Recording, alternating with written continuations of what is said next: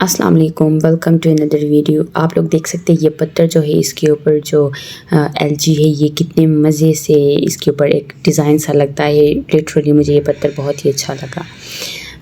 آج ہم پہاڑوں کو جو گریزنگ کے لیے اس کو ایکسپلور کرنے جا رہے تھے مویشیوں کو لے کر، تو میں نے سوچا آپ لوگوں کے لیے ایک ولاگ جو ہے وہ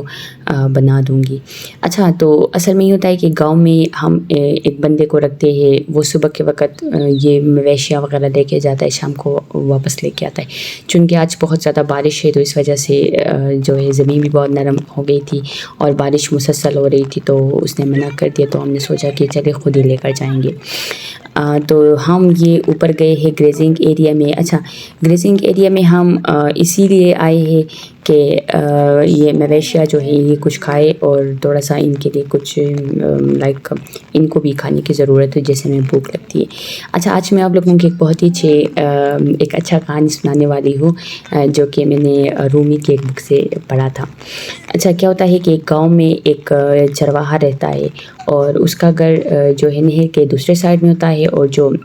گریزنگ ایریا ہے وہ دوسرے سائڈ میں ہوتا ہے۔ جو نہر ہے وہاں سے گریزنگ ایریا میں جانے کے لیے وہ کشتی کو یوز کرتے تھے، ٹھیک ہے۔ تو وہ جب کشتی میں جاتا ہے مویشیاں لے کر، تو وہ روزانہ 2 روپے آنے کے 2 روپے جانے کے دیتا تھا، تو اس طرح اس کے دن میں 4 روپے خرچ ہوتا تھا۔ اور وہ جو بکریاں چراتا تھا ان کا دودھ نکالتا تھا، پھر ان کو بیچتا تھا، اپنے بچوں کا جو ہے روزی یعنی یہ روٹی وغیرہ ہے اس کا بندوبست کرتا تھا۔ ایک دن وہ مسجد میں جاتے تو اس کو یہ خیال آتا ہے کہ کیوں نہ میں مسجد کے امام سے پوچھوں کہ یہ جو میں 2 روپے آنے جانے کے دیتی تو اس طرح میرے 4 روپے چلے جاتے ہیں، تو اس سے میں کچھ مشورہ کروں کہ یہ میرے بچ جائے اور اپنے بچوں کے لیے میں کچھ اور لے لوں۔ تو نماز کے بعد وہ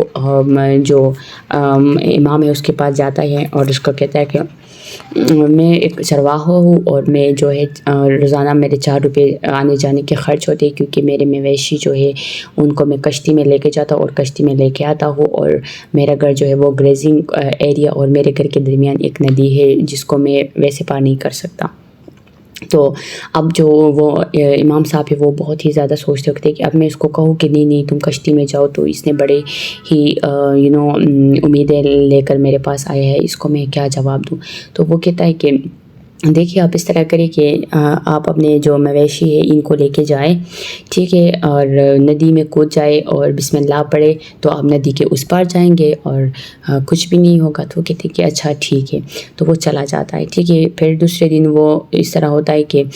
صبح کے وقت چلا جاتا ہے تو اپنے سارے مویشی وغیرہ ندی میں اتار دیتا ہے اور بسم اللہ پڑھ کے آنکھیں بند کر کے بسم اللہ پڑھتے اور پھر آگے جاتے، تو وہ آگے مویشی اس کے پیچھے وہ گریزنگ ایریا میں پہنچ جاتے ہیں۔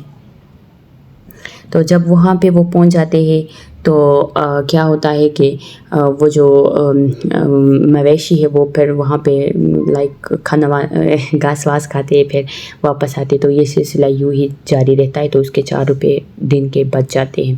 ایک دفعہ مسجد کا جو امام ہے وہ اس سائڈ میں گریزنگ ایریا کے سائڈ میں کسی کام سے چلا جاتا ہے، اور جب وہ وہاں پہ چلا جاتا ہے تو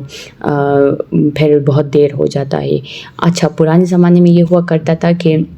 جو ہی شام ہو جاتا تھا نا، تو کشتیاں الٹ دیا جاتا تھا کہ آج کا سفر ختم ہو گیا، کل سورج دوبارہ طلوع ہوگا، پھر سے سفر جو ہے وہ شروع ہوگا۔ ابھی تو وہ لائک اس طرح کرتے تھے کہ جب سورج غروب ہوتا تھا تو کشتیاں الٹ دیتی تھی کہ آج سفر یہاں تک تھا، تو پھر وہ وہاں پہ چلا جاتا ہے، بہت دیر ہو جاتا ہے۔ تو امام صاحب جو ہے وہ کہتا ہے کہ اب کشتیاں بھی الٹ دیے گئے، اب میں کیا کروں۔ تو اسی دوران وہ چرواہا جو ہے وہ اس کے ساتھ مل جاتا ہے، تو وہ کہتا ہے کہ دیکھیے کشتیاں تو الٹ دیے گئے، تو آپ کس طرح نہر کے اس پار جائیں گے، آپ کے پاس تو اتنے مویشی بھی ہے۔ تو وہ کہتے ہیں کہ واہ ملا امام صاحب، آپ نے تو مجھے بتایا تھا کہ آپ بسم اللہ پڑھے اور ندی میں اللہ کے نام پہ توکل رکھے اور ندی میں اترے تو ہم نہر کے اس پار جائیں گے، اور آپ ابھی مجھ سے پوچھ رہے کہ میں کیا کروں، میں تو اس طرح روز آتا جاتا ہوں، چلو آپ بھی ہمارے ساتھ آ جائے، آپ اپنی بات بھول گئے۔ تو جو امام صاحب ہے وہ کافی ڈرا ہوا ہوتا ہے کہ یہ پانی تو زیادہ ہے، مطلب دیکھیے پانی تو زیادہ تھا، لیکن وہ جو چرواہا تھا اس نے آنکھیں بند کے اللہ پہ توکل کیا تھا، تو وہ بھی اس میں اتر جاتا ہے۔ تو پھر وہ امام صاحب جو ہے وہ کافی گھبراہٹ ہوتی ہے اس کو نا، تو پھر اس کو پانی آگے اپنے ساتھ لے کے جاتا ہے، تو وہ جو چرواہا ہے وہ اس کو پکڑ لیتا ہے، پھر نہر کے اس سائڈ میں چلا جاتا ہے۔ اچھا، تو یہ جو اسٹوری ہے اس کو اگر ہم دیکھیں، اس کا مورل یہی نکلتا ہے کہ انسان کو کوئی بھی انسان، چاہے وہ مسجد کا امام ہو، چاہے وہ عالم ہو، چاہے وہ کوئی موچی ہو، ترکان ہو، چونکہ چرواہا ہو، کوئی بھی ہو، تو اللہ پہ توکل جو ہے وہ انسان کو بچا سکتا ہے، انسان کو ہر ایک مشکل سے نکال سکتا ہے، انسان کو